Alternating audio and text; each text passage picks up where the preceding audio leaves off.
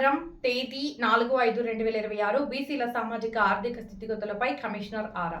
ఉమ్మడి తూర్పుగోదావరి జిల్లాలో వినతుల స్వీకరణ. Commission chairman Rajiv Ranjan Mishra.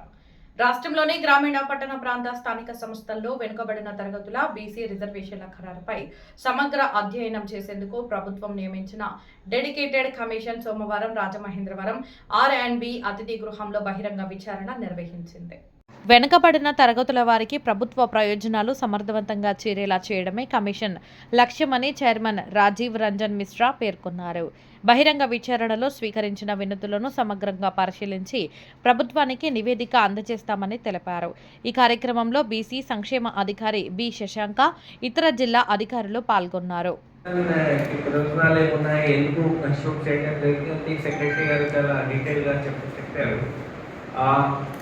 ఇప్పుడు లాస్ట్ టైం నేను ఎస్సీ సబ్ క్లాసిఫికేషన్ కమిషన్ కూడా టేక్ చేసినప్పుడు చూశాను. అంటే ఆ కమిషన్ పర్పస్ ఈ కమిషన్ పర్పస్ డిఫరెంట్. ఇక్కడ ముఖ్యంగా మనకు లోకల్ బాడీ ఎలక్షన్స్లో బీసీ రిజర్వేషన్ ఏ విధంగా ఉండాలి, ఎంత ఉండాలి, అది కూడా ప్రతి unit wise, district wise. So ఒక డిస్ట్రిక్ట్ నుంచి ఇంకో డిస్ట్రిక్ట్ రిజర్వేషన్ పర్సెంటేజ్ చేంజ్ కావచ్చు. అంటే డిపెండింగ్ అపాన్ పాపులేషన్ ఈ రిజర్వేషన్ రికమెండ్ చేయాలి. అండ్ అన్లైక్ షెడ్యూల్ కాస్ట్ కోసం సెన్సస్లో సబ్ కాస్ట్ వైజ్ కూడా సెన్సస్ జరుగుతుంది. బీసీ కేసులో అటువంటి డేటా మనకు సెన్సస్ నుంచి రాదు. సెన్సస్లో ఇలాంటి సెన్సస్ జరగలేదు. మళ్ళీ మేబీ నెక్స్ట్ సెన్సస్లో ఇవి అన్నీ జరుగుతుంది, కానీ ఇప్పటివరకు ఆ డేటా అవైలబుల్ లేదు.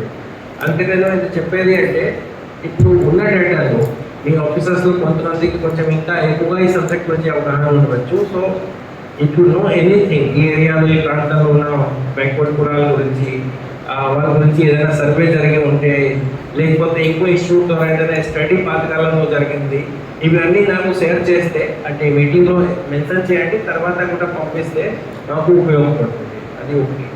సెకండ్ అంటే ఇప్పుడు ఈ బీసీ పాపులేషన్ గురించి చూడాలంటే ముఖ్యంగా మీకు ఇప్పుడు యూనిఫైడ్ ఫ్యామిలీ సర్వే జరుగుతుంది. That becomes very important.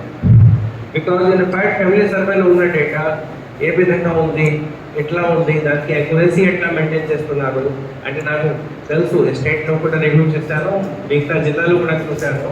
అంటే 99% పూర్తయిపోయిందే చెప్తారు. మొత్తం ఇక్కడ కూడా అదే విధంగా ప్రోగ్రెస్ ఉంటుంది. కానీ 99% అది మీరు వెరిఫై చేశారు సరిగా.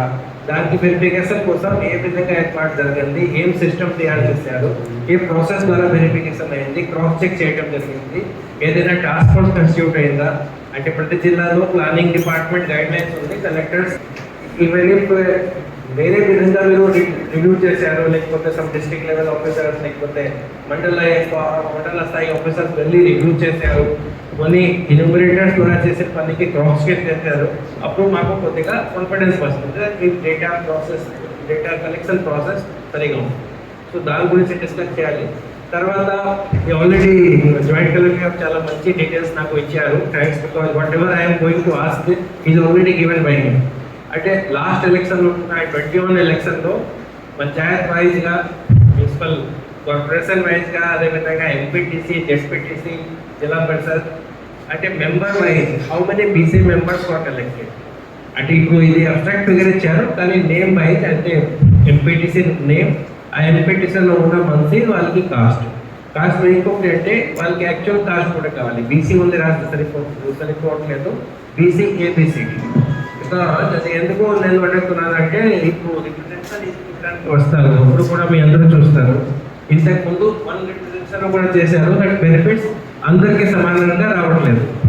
అంటే పొలిటికల్ రిప్రజెంటేషన్ గురించి చెప్తున్నారు. అది నేచురల్గా చాలా రీజన్స్ ఉంటాయి.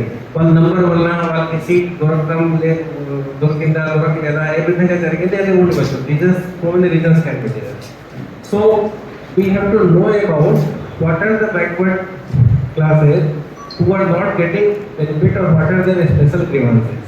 అందుకనే మళ్ళీ మీ ఎలక్షన్ డేటా చూసుకొని ABCD ప్రకారంగా యాక్చువల్ కాస్ట్ చూసుకొని, అంటే that data will be useful for us to study.